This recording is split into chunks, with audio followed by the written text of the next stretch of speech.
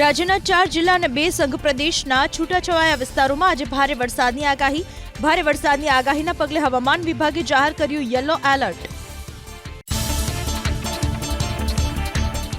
દક્ષિણ ગુજરાતના નવસારી અને વલસાડમાં છૂટાછવાયા સ્થળોએ ભારે વરસાદની આગાહી, તો ઉત્તર ગુજરાતના બનાસકાંઠા અને સાબરકાંઠામાં વરસાદનું યલો એલર્ટ. સંઘ પ્રદેશ દમણ અને દાદરાનગર હવેલીમાં આજે ભારે વરસાદની આગાહીના પગલે યલો એલર્ટ જાહેર, તો પ્રવાસન સ્થળ દીવમાં હળવાથી મધ્યમ વરસાદની હવામાન વિભાગે વ્યક્ત કરી આગાહી. જોરદાર વરસાદી ઝાપટામાં પ્રશાસનની પોલ ખુલી બનાસકાંઠાના અમીરગઢ પંથકમાં. ઇકબાલગઢ હાઈવેથી મેઇન બજારમાં જવાના રસ્તા ઉપર ભરાયા પાણી ભરાવાના કારણે વાહન ચાલકોને હાલાકી. બનાસકાંઠાના દાંતીવાડા ડેમમાં સિઝનમાં પહેલીવાર નવા નીરની આવક. રાજસ્થાનમાં ભારે વરસાદના કારણે બનાસ નદી 2 કાંઠે વહેતી થઈ. દાંતીવાડા ડેમમાં પાણીની આવક થતાં ખેડૂતોમાં ખુશીનો માહોલ. દાંતીવાડા ડેમની કુલ સપાટી 604 ફૂટ છે. હાલ ડેમની સપાટી 565.20 ફૂટ પર પહોંચી. તાપી જિલ્લામાં સતત વરસાદના કારણે અંબિકા નદીમાં પાણીની ભરપૂર આવક. ડોલવણ અને વાલોડ તાલુકાના નદી કાંઠાના ગામોને કરાયા એલર્ટ. લોકોને નદીના પટમાં અવરજવર ન કરવા માટે અપાઈ સૂચના. બનાસકાંઠામાં સાર્વત્રિક વરસાદના પગલે ખીલી ઉઠી અરવલ્લીની ગિરિમાળા. દાંતા અને અમીરગઢના પહાડી વિસ્તારોમાં ઝરણા અને ધોધ વહેતા થયા. સ્થાનિકોએ માણી નહાવાની મજા. અંબાજીના પર્વતીય વિસ્તારોમાં છવાઈ લીલોતરી. 207 પૈકી રાજ્યના 47 જળાશયો સંપૂર્ણ ભરાયા. સૌરાષ્ટ્રના 141 પૈકી 34 જળાશયો હાઉસફુલ, તો કચ્છના 6 અને દક્ષિણ ગુજરાતના 7 જળાશયો થયા સંપૂર્ણ. રાજ્યના કુલ 85 જળાશયો હાઈ એલર્ટ અને વોર્નિંગ પર. 90% વધુ ભરાયેલા 57 જળાશયો હાઈ એલર્ટ, 80 થી 90% ભરાયેલા 16 જળાશયો એલર્ટ, તો 70 થી 80% ભરાયેલા 12 જળાશયો વોર્નિંગ પર. ભારત સરકારે બાંગ્લાદેશ જતી તમામ ટ્રેન કરી દીધી બંધ. પેસેન્જર અને માલગાડીની અમુક ટ્રેન બાંગ્લાદેશમાં રોકી દેવામાં આવી. બાંગ્લાદેશમાં અનામતની આગમાં અત્યાર સુધીમાં 300 લોકોએ ગુમાવ્યો છે જીવ. શેખ હસીનાના રાજીનામા બાદ ઢાકામાં ફરી ભારત વિરોધી ઇસ્લામિક કટ્ટરપંથીઓ આવ્યા મેદાનમાં. દ્વારકાના ખંભાળિયામાં આવેલો જર્જરિત કેનેડી બ્રિજને સ્થાનિકો જોખમી રીતે કરી રહ્યા છે પસાર.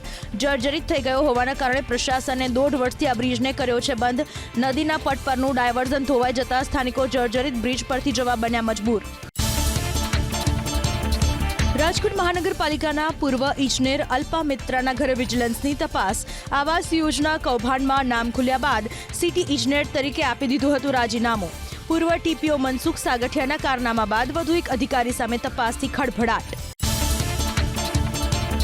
વિજિલન્સની તપાસમાં અલ્પા મિત્રાના ઘરેથી હાથ લાગી કોર્પોરેશનની ફાઇલો. કોઈ અજાણ્યા વ્યક્તિ મારા ઘરે મહાનગરપાલિકાની ફાઇલ મૂકી ગયાનો પૂર્વ ઇજનેરનો દાવો. પોટલામાં કયા વિભાગોની ફાઇલ હતી તે અંગે હું અજાણ. એમડી ડ્રગ્સનું રો મટીરિયલ ઝડપાયું ભરૂચના દહેજમાં. એટીએસ અને એસઓજીએ અલાયન્સ ફાર્મા કંપનીમાં પાડ્યા સંયુક્ત દરોડા.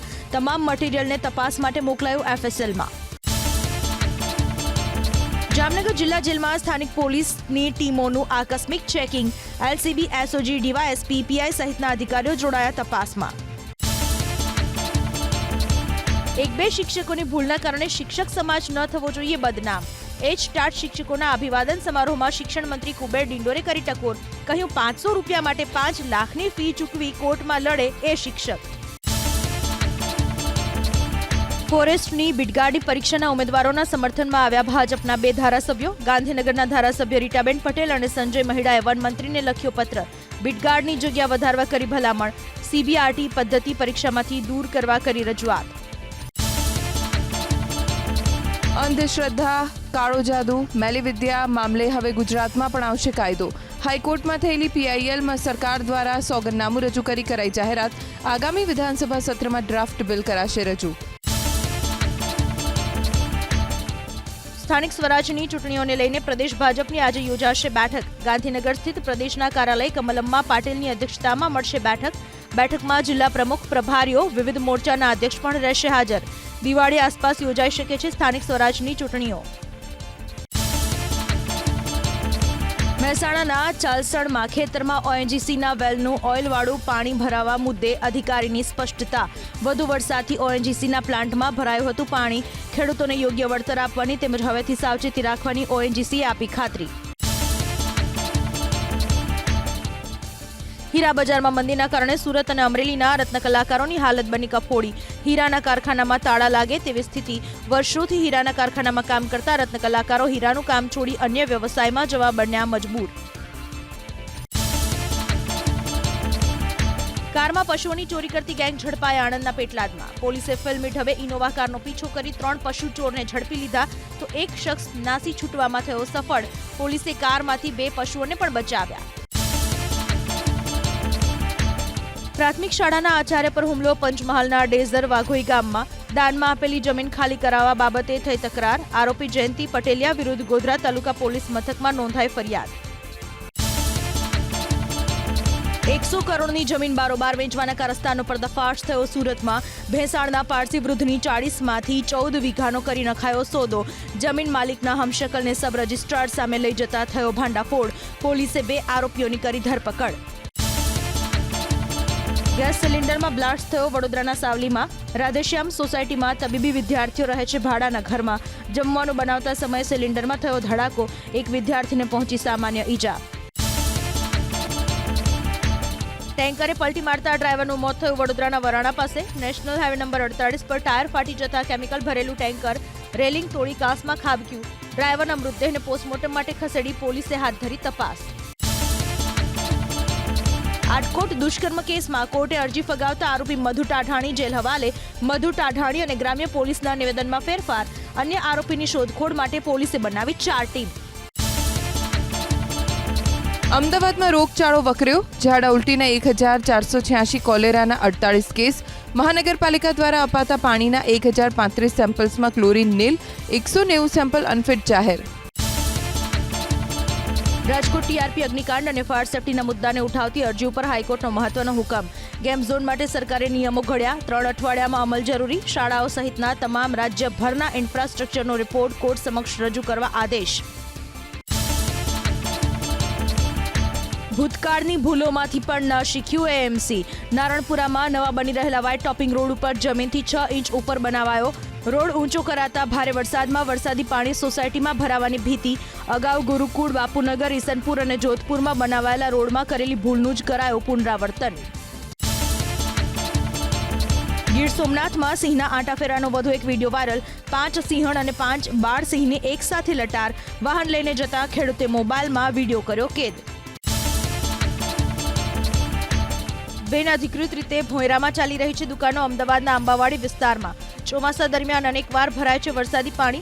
દુકાનદારો પાસે નથી દસ્તાવેજ. ઇમ્પેક્ટ ફી માટે અરજી કરી હોવા છતાં એએમસીએ નથી કર્યું ચેકિંગ.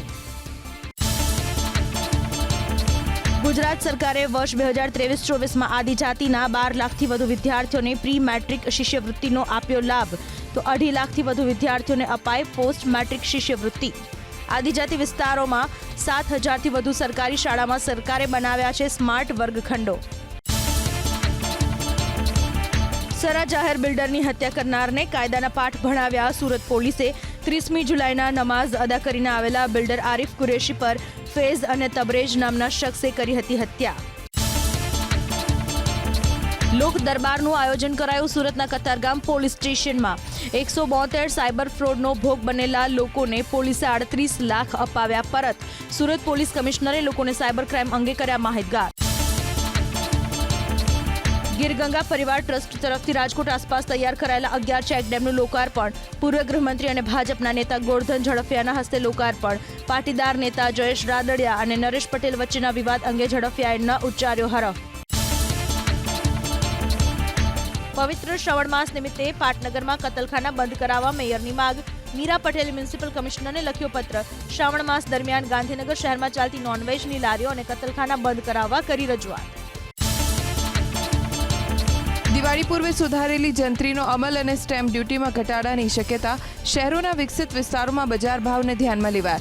વેલ્યુ ઝોન પ્રમાણે નક્કી થયેલા દર લાગુ કરવા સરકારની હિલચાલ.